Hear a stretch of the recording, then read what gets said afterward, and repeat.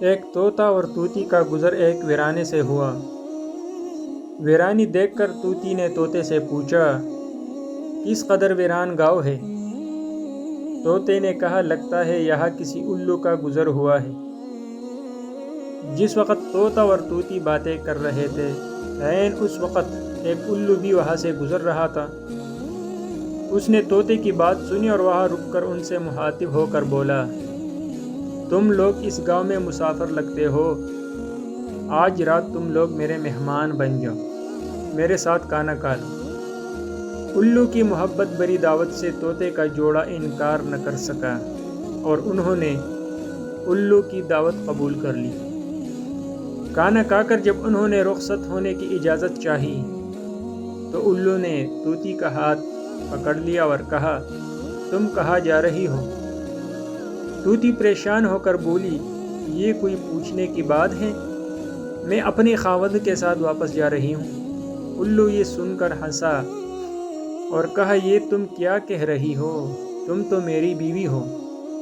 اس پر طوطا اور طوطی الو پر جھپٹ پڑے اور گرما گرمی شروع ہو گئی۔ دونوں میں جب بحث و تکرار زیادہ بڑھی تو الو نے طوطے کے سامنے ایک تجویز پیش کرتے ہوئے کہا، ایسا کرتے ہیں، ہم تینوں عدالت چلتے ہیں اور اپنا مقدمہ قاضی کے سامنے پیش کرتے ہیں۔ قاضی جو فیصلہ کرے وہ ہمیں قبول ہوگا۔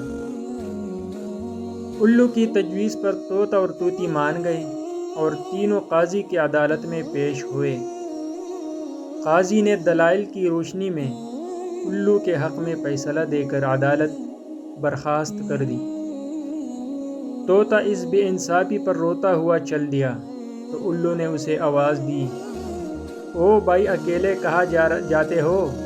اپنی بیوی کو ساتھ لے کے جاؤ۔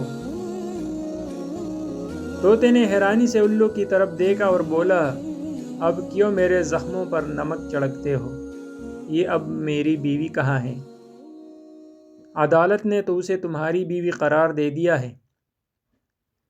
الو نے طوطے کی بات سن کر نرمی سے بولا، نہیں دوست، طوطی میرے نہیں، تمہاری ہی بیوی ہے۔ میں تمہیں صرف یہ بتانا چاہتا تھا کہ بستیاں الو ویران نہیں کرتے، بستیاں تب ویران ہوتی ہے جب ان سے انصاف اٹھ جاتا ہے۔